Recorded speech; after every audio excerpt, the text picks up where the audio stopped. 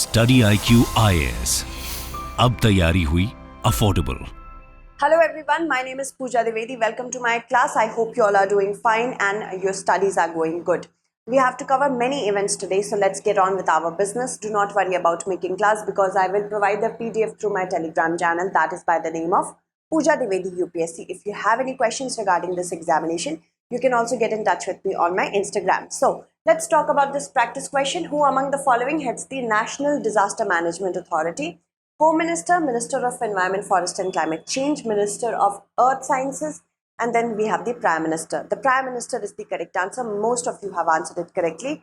So let's get on with the explanation. See, recently the leader of the opposition, Priyanka Gandhi, went to Himachal Pradesh. She saw that area and asked the centre to declare it a national calamity hit area.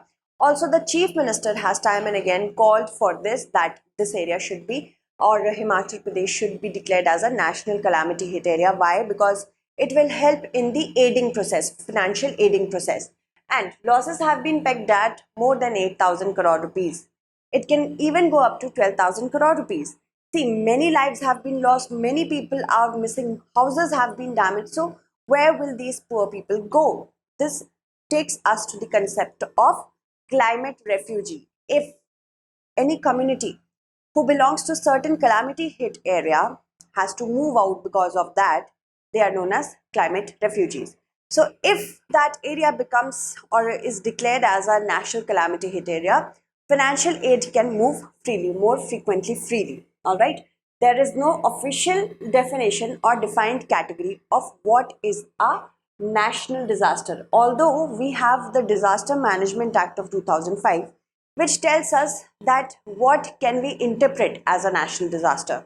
It is a catastrophe, mishap, calamity or grave occurrence in any area that arises from either natural or man-made causes. So both are there, natural as well as man-made. And this man-made could be by accident or negligence. It results in the substantial loss of life, damage to property and degradation and damage to the environment. Then it can be considered as a national disaster and is of such a nature or magnitude that the community by and large cannot cope on its own. So that is why it needs help.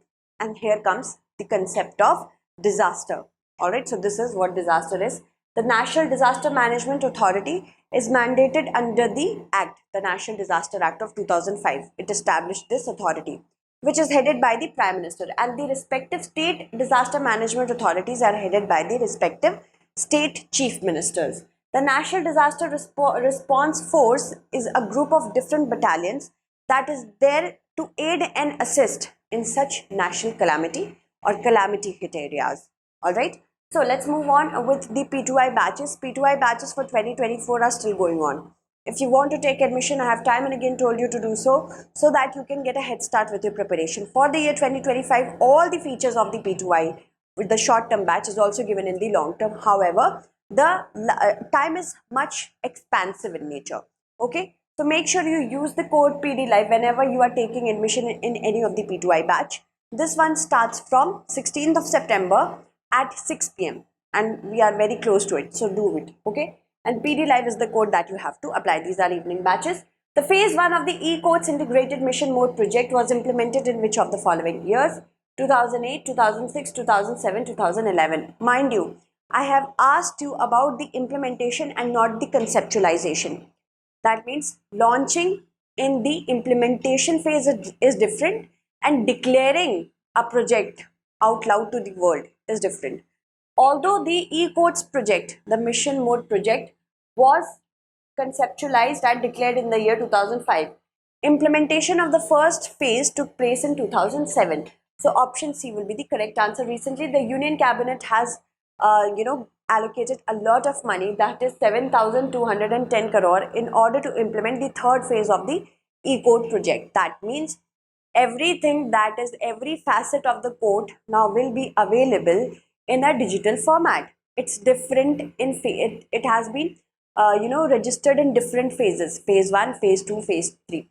Phase 1 2007, then phase 2, and finally we are heading into phase 3. Let's move on. It was launched in 2005 in order to equip the Indian judiciary with digitization, digitizing every facet of litigation, not only just initiation but also the judgment.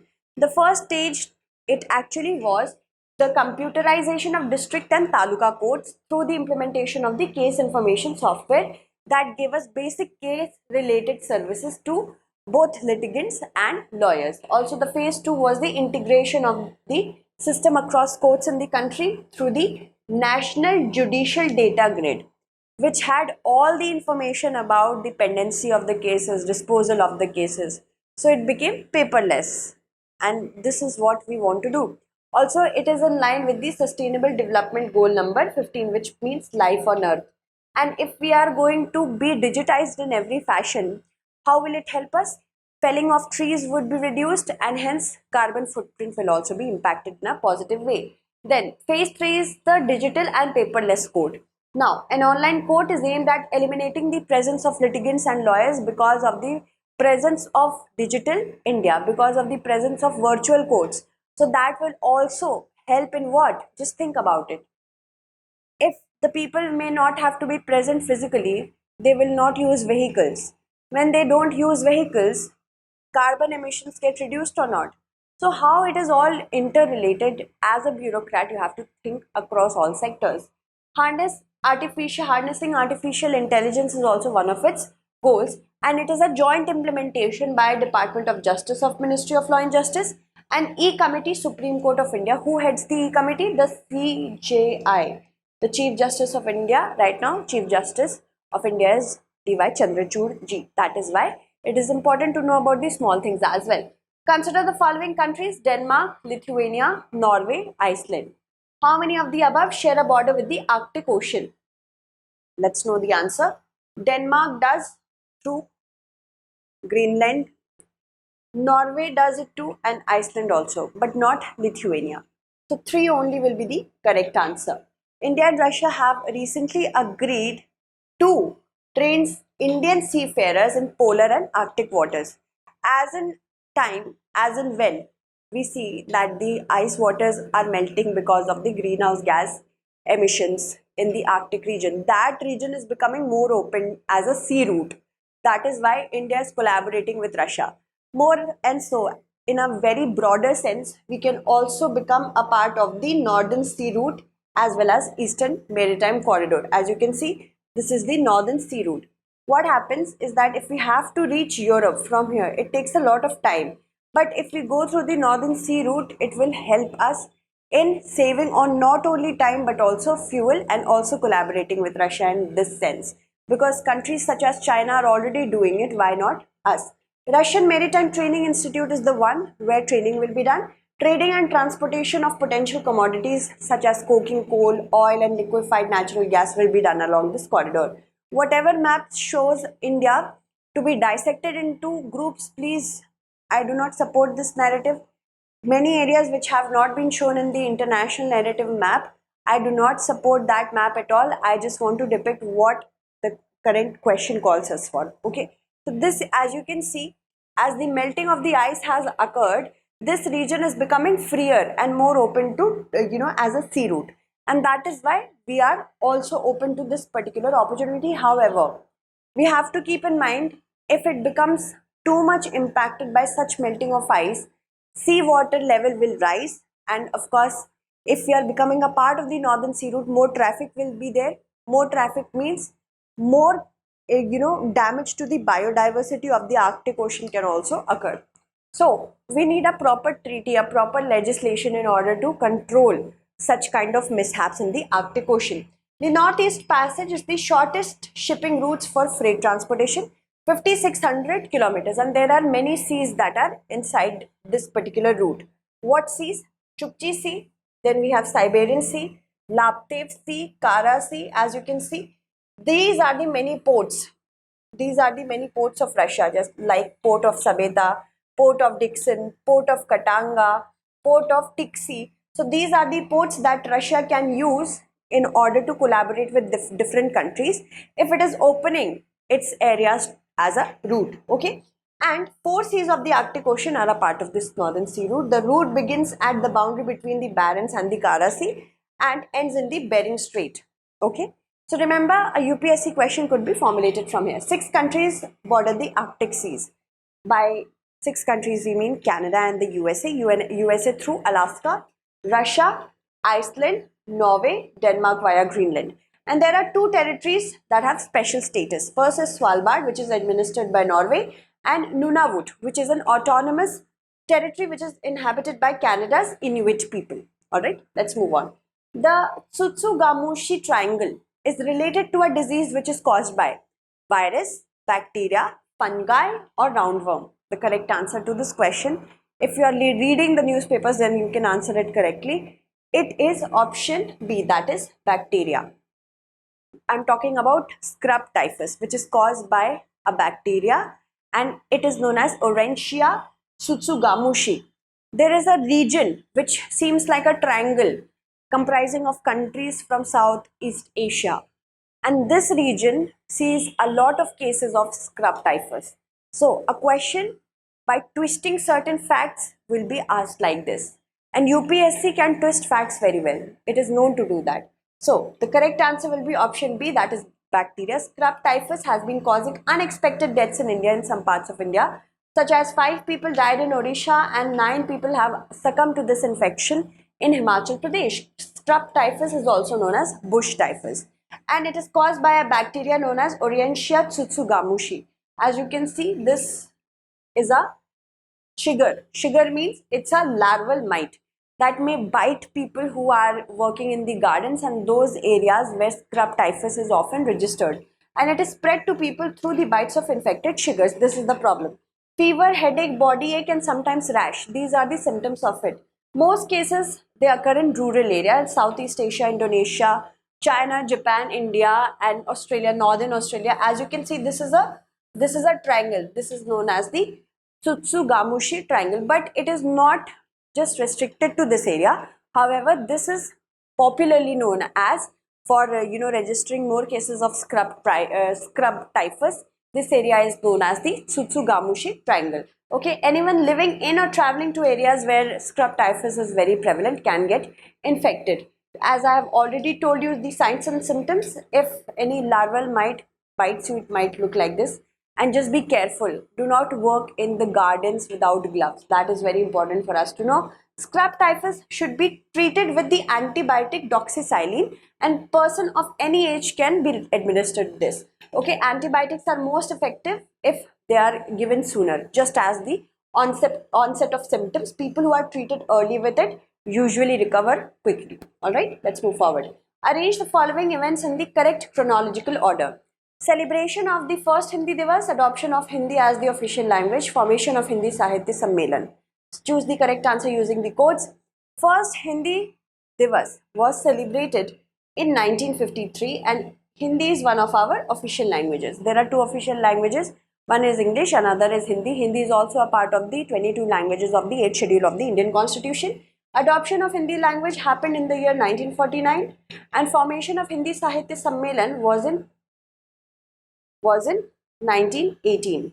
Okay, so how will we go? First, formation of Hindi Sahitya Sammelan, yes. Then we have adoption of Hindi as the official language, and finally celebration of the first Hindi Divas.